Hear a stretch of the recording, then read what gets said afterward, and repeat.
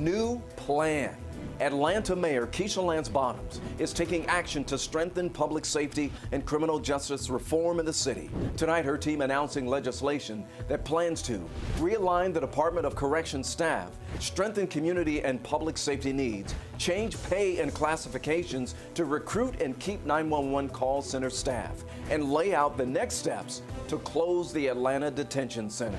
COVID in Georgia. The state reported more than 7,000 new COVID cases today. This is the fourth highest day for the new cases we have seen since the pandemic began.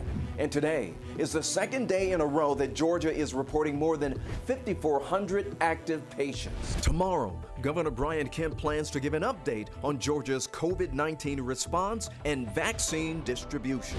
Big payout. Boeing will pay $2.5 billion to settle the criminal charge related to its troubled 737 MAX jetliner. This comes nearly 2 years after the second of two crashes that killed 346 people in all. The settlement will go to crash victims' families, airline customers, and airlines, as well as paying a fine.